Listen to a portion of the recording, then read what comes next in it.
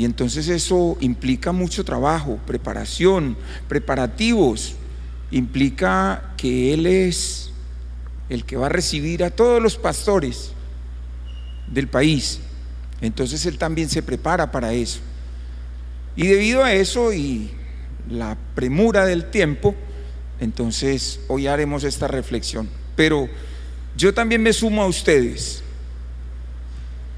A mí también me hace falta la predicación del pastor. Hoy nos basamos en este libro que llamamos Biblia, para que no sea la palabra de Wilson, sino la palabra de Dios, la que llega a nuestro corazón. Permítanme orar. Padre bueno, Padre amado, gracias Señor por este tiempo. Señor, por la oportunidad y responsabilidad, Señor, que tengo en este momento de hablar de ti, de hablar a tus hijos. Señor, que seas tú a través de tu palabra, Señor, hablándonos a nuestro corazón, que podamos entender, que tú nos des sabiduría para saber y entender lo que tú quieres de nosotros como pueblo, como tus hijos. Gracias, Padre, por los que vinieron hoy. Bendíceles grandemente y que podamos aprender de tu palabra. Señor, guarda este lugar, porque es tu templo, porque es el lugar donde se encuentran tus hijos. En tu nombre, Señor Jesús, nos ponemos. Amén. Bueno, muy bien. El hermano Gustavo ahorita nos guiaba en una lectura sobre Nehemías. Nehemías está en el Antiguo Testamento y hay gente que dice: es que ya no estamos en la ley, estamos en el nuevo pacto. Y es verdad, es verdad. Pero hay algo para decir y para aclarar. El Antiguo Testamento son las promesas que Dios hizo a su pueblo a través de sus profetas, hombres de Dios. Ahora, el nuevo pacto es el cumplimiento de esas promesas hechas en la persona del Señor Jesucristo. Entonces, en el Antiguo Testamento no estaba Jesucristo como estuvo con los apóstoles, pero de ahí viene el cumplimiento de las promesas. Él es el Mesías, Él es el que Dios dijo que nos iba a dar salvación. Y entonces cuando los discípulos de Jesús hablan, también citan el Antiguo Testamento porque son promesas. El Señor Jesús cuando habla también se apoya en el Antiguo Testamento porque son las promesas de Dios cumpliéndose en el acto, ahí, con Él. Por eso hoy hablaremos de Nehemías. Nehemías es muy interesante lo que sucede en el libro de Nehemías, porque vamos a hablar de restauración, vamos a hablar de un hombre de Dios, vamos a hablar de lo que Dios hizo a través de Nehemías, y a mí me gustaría que lo lleváramos o que nos guiáramos como está escrito. Entonces vamos a darle un poco de contexto a lo que sucedía en ese momento. Cuando ustedes tengan tiempo, apóyense en esa lectura del libro de Nehemías para que descubran de lo que vamos a hablar hoy. Entonces, en ese libro estamos hablando de que Nehemías preguntó por su pueblo, por su gente, por su ciudad, y las noticias no fueron buenas. Creo que recuerdan el versículo 2 y 3. Fue difícil para Nehemías, pero también muy apropiado para nosotros, para que podamos entender lo que sucedió. Porque recuerden, si nosotros somos en este pacto los hijos de Dios, Nehemías era un hombre de Dios. ¿Y qué encontramos en común? Que Dios usó a su hombre, a ese siervo, así como te puede usar a ti o a mí. ¿Por qué nos llamamos hermanos? Porque a nadie llamaron de segunda clase. Entonces podríamos decir que ustedes y yo somos líderes. como en el libro de Nehemías hubo una restauración, ustedes y yo somos líderes para una restauración. Y usted dirá, según su propósito, usted dirá de cuál restauración estamos hablando. Si en tu vida, en tu familia, en tu iglesia, en tu ciudad, en tu país. Cada uno tendrá que mirar su corazón y según lo que Dios dispuso hace mucho tiempo en su corazón, asimismo cada uno entenderá lo que sucedió con Nehemías y lo que debería suceder con nosotros. Vamos a ver un poco de contexto. Nos habla del libro de Jeremías que estaban destruidas las murallas. Las murallas son un sinónimo de seguridad, un sinónimo de límites, pero también estaba destruida la ciudad. Y una ciudad nos da identidad. ¿De dónde tú eres? De Bucaramanga. Eso nos da una identidad. Para los que tuvimos la oportunidad de vivir fuera del país, sentimos esa identidad cuando estamos fuera del país. Nos sentimos más colombianos que cuando estábamos o cuando estamos en el país.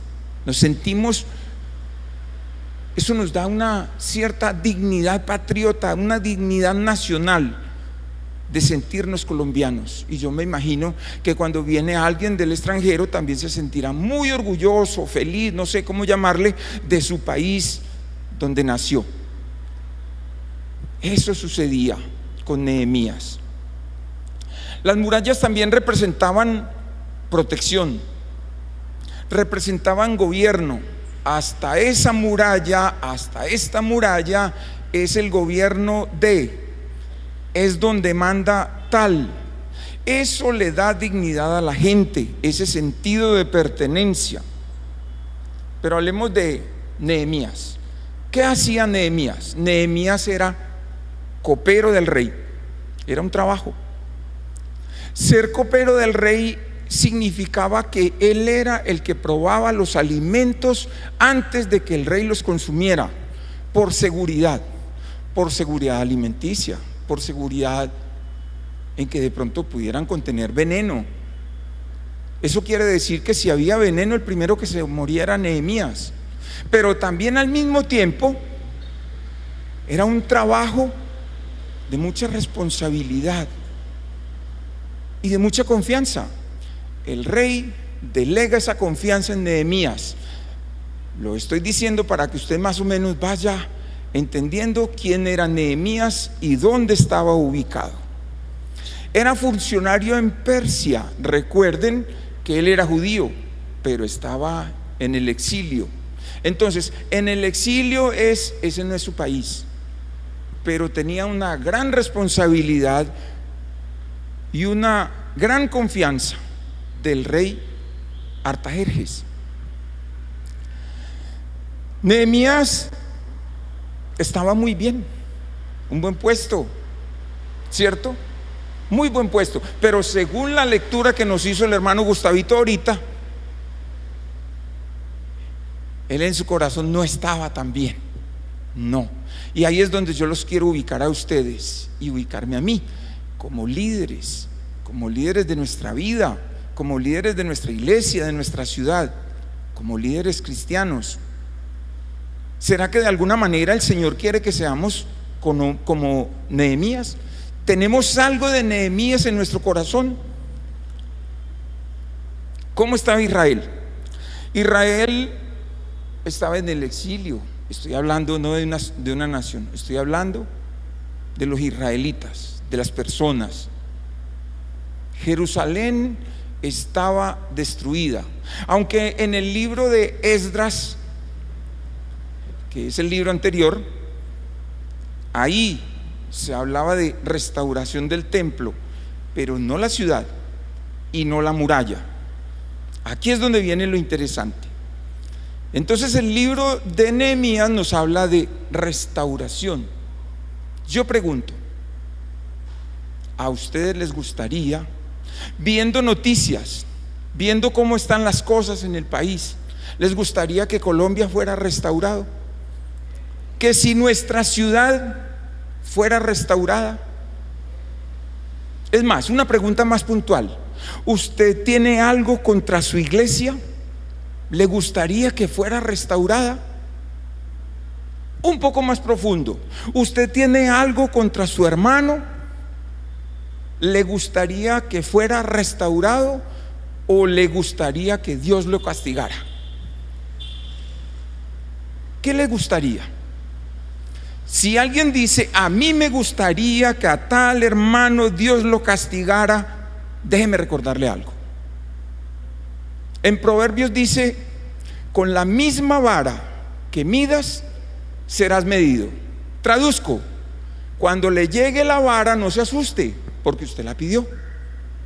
Ahora, si usted quiere que ese hermano sea restaurado, gloria a Dios, este mensaje es para usted. Si usted quiere que en su casa haya restauración, este mensaje es para usted. Así que si hay rabia en su corazón, si hay odio en su corazón, no va a ser posible esa restauración. Necesitamos desarmarnos, pero también necesitamos mirar qué fue, cómo fue que hizo Nehemías. Veámoslo en la pantalla.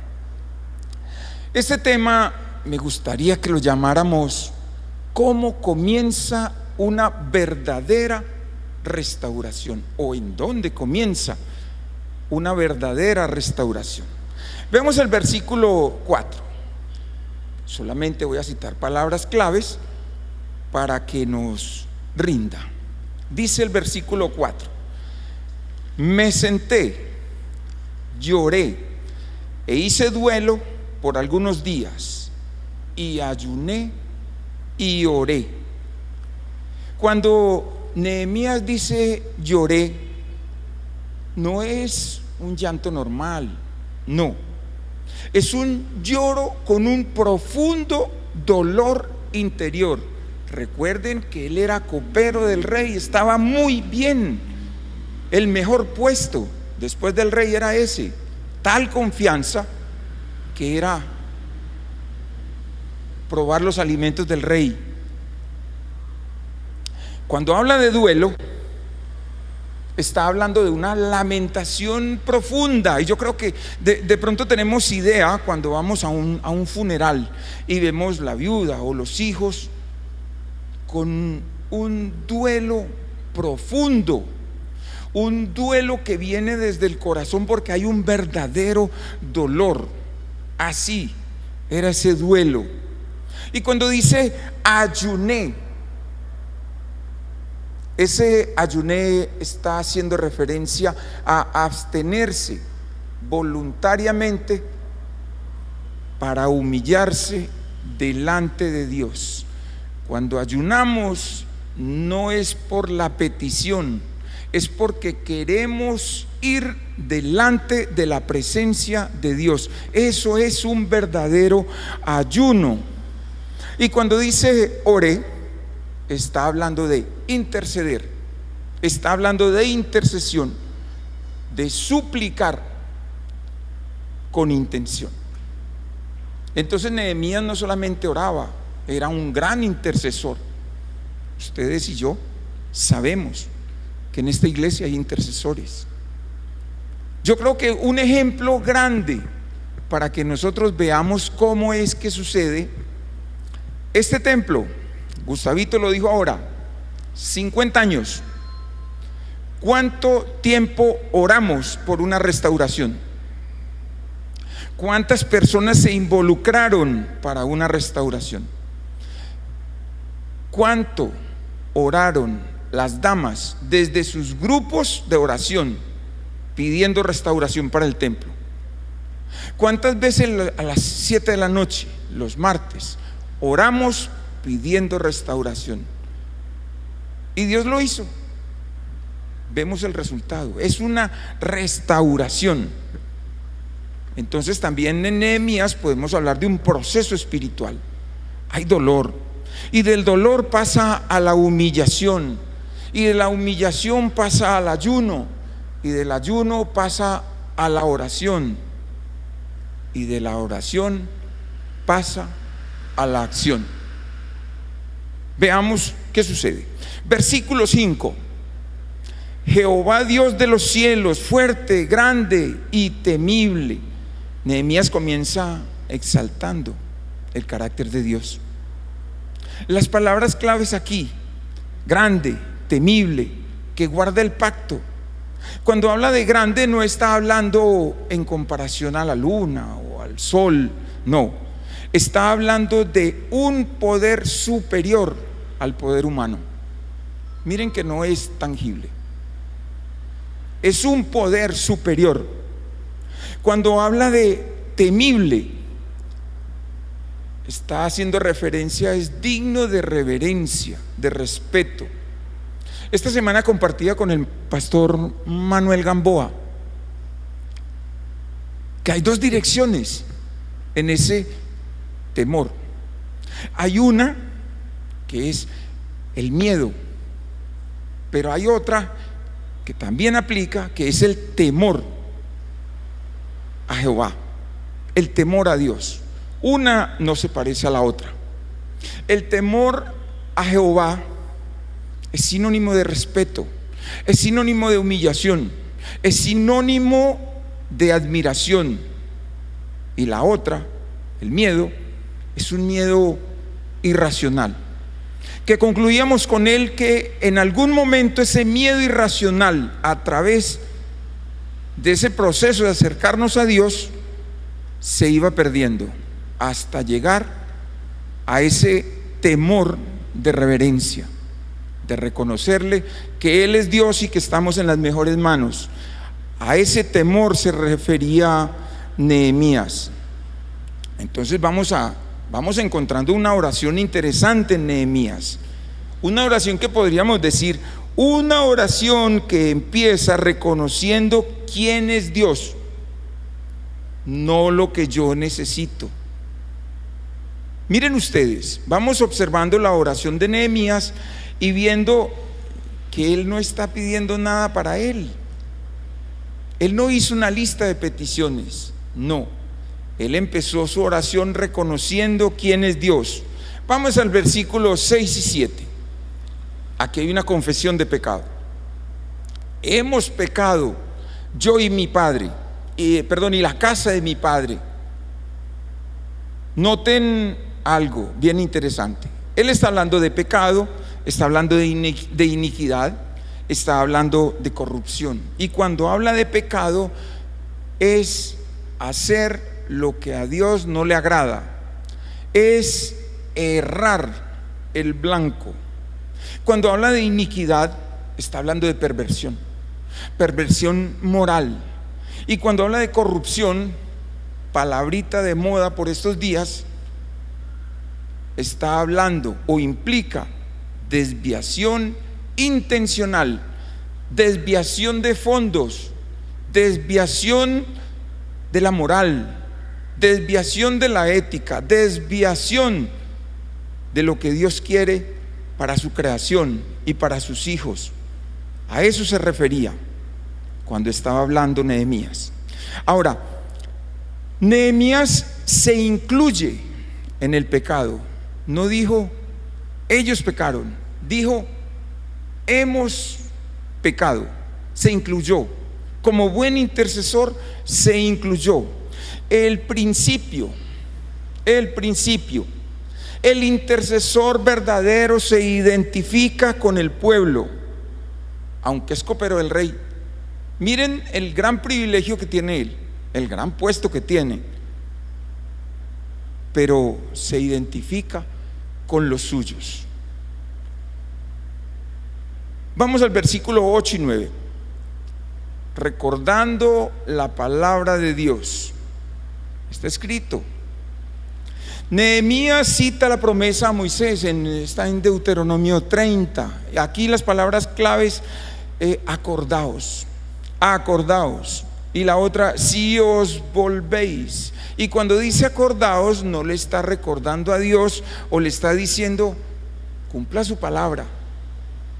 Usted lo escribió, usted lo cumple. No.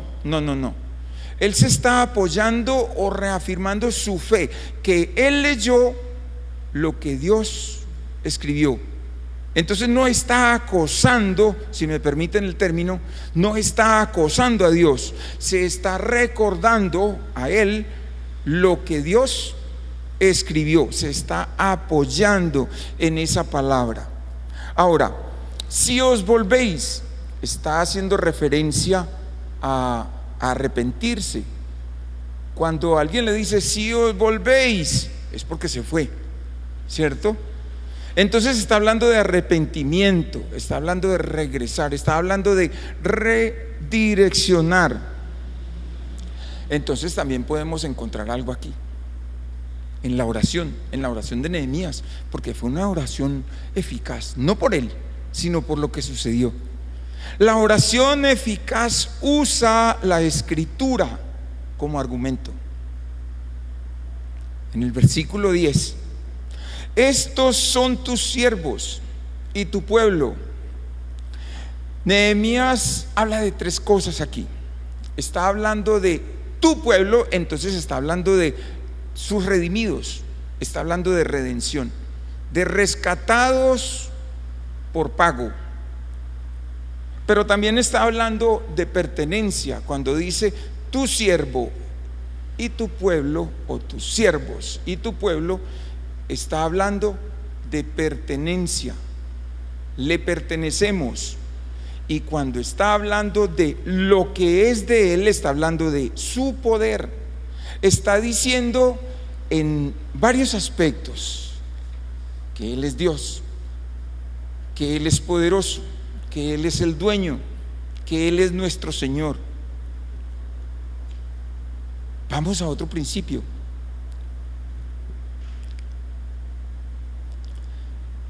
La intercesión se basa en la obra previa de Dios. Entonces, cuando tú y yo ejercemos de intercesores, no es después de que Dios hace, es que nosotros intercedemos para que Dios haga, no que nosotros hacemos, no. Por eso dice la obra previa de Dios. Ahí es donde entran los intercesores. Y en el versículo 11, ya cerrando, hay una petición específica. Escuchen, no una lista, una petición específica. Concede ahora buen éxito delante de aquel varón. Cuando dice aquel varón, se refiere al rey Artajerjes, su jefe. Él está pidiendo que le dé ¿qué? Buen éxito. Pero ojo, él no está diciendo que me vaya bien y que tenga suerte delante de. No. Cuando Nehemías habla de buen éxito, está hablando, para que lo podamos comprender, en empujar hacia adelante, de prosperar, de avanzar, pero con ayuda divina. A eso se refiere Nehemías. Le está pidiendo que le vaya bien, pero con la ayuda de Dios, que Él sea el que le da éxito, el que lo empuja, el que hace que lo que va a hacer prospere. Estamos concluyendo bien la oración de Nehemías, estamos comprendiendo qué pasó antes de la restauración. Entonces también podríamos decir, orar no es solo sentir o un sentimiento en el corazón para orar. Orar es pedir dirección para actuar. Miren que esa oración está cargada de palabra, está cargada de intercesión, está cargada de ganas de hacer. ¿Cómo vamos hasta ahí? ¿Les gusta la oración de Nehemías? Muy bien. Entonces, recordemos algo. 5 punticos. Uno, cuando el corazón se quebranta, cuando el líder se humilla, cuando la oración se alinea con la palabra, cuando Dios abre la puerta. Eso quiere decir, no la fuerces. Dios abre la puerta y cuando el hombre actúa con fe. Este es un modelo bíblico para restaurar lo que está destruido. Ciudad, país, iglesia, familia, hogar, relación de pareja. ¿Serviría este modelo bíblico? Tengamos en cuenta en ese primer punto, cuando el corazón se quebranta, un hijo de Dios siente el dolor que otros ignoran. Recuerden ustedes, los amigos y el primo, el familiar, ya habían dado por hecho de cómo estaba Jerusalén y cómo estaban las murallas, pero no, él sintió ese dolor, él sintió que algo tenía que hacer y llorar y ayunar y humillarse delante de Dios, orar y esperar dirección. Eso nos deja ver un camino, nos deja ver una dirección de cómo es que yo logro restaurar mi hogar, o la relación con mis hijos, o la relación con mi hermano en la iglesia. Es mejor restaurar. Un misionero, un evangelista, un pastor sufren por la condición espiritual del pueblo de Dios. Son intercesores. Segundo, la restauración empieza en oración, no en estrategia. No vale estrategia, vale orar para que se inicie una buena restauración como Dios manda y para que nuestra oración sea eficaz. Entonces, mis hermanos, antes de viajar, ora. Antes de ir a hablar con el rey, y llamamos rey, puede ser al jefe, al supervisor, al administrador o al funcionario público, ora. Antes de planear, ora. Nehemías oró. Pero ¿qué pasa? Muchos queremos reconstruir sin buscar a Dios. Muchos quieren tener una segunda oportunidad sin buscar a Dios. Lo estamos viendo bíblicamente. ¿Cómo lo hago? ¿Cómo lo logro? ¿Una oración eficaz es como me sale del corazón o como bíblicamente podría ser? Tercero, el intercesor, que somos tú y yo, se identifica con el pecado del pueblo, de la iglesia. Nehemías no dijo ellos pecaron, dijo hemos pecado. El liderazgo espiritual no acusa, intercede. Escucha, el liderazgo espiritual no acusa, intercede para que Dios restaure. Cuarto, la oración eficaz usa la palabra. No es como yo quiero, es como está escrito. Nehemías recordó lo que Dios prometió, ¿verdad? Entonces también podríamos decir, las oraciones más eficaces están llenas de Biblia. Y quinto, la oración verdadera termina en acción. La oración verdadera termina en acción. Nehemías oró y pidió oportunidad. Entonces nosotros también podemos aplicar a nuestra vida que fe no es pasividad. Fe no es sentarme a esperar que Dios haga. Fe es obediencia. y la obediencia implica acción. Fe no es pasividad, es obediencia. Mis hermanos, esta es la reflexión para hoy. Que nosotros podamos sentir ese Nehemías en nuestro corazón, el que intercede, el que le duele, el que se identifica con el dolor ajeno, el que se identifica con su iglesia, el que antes de acusar le pide al Señor que restaure. Esa es la oración de Nehemías.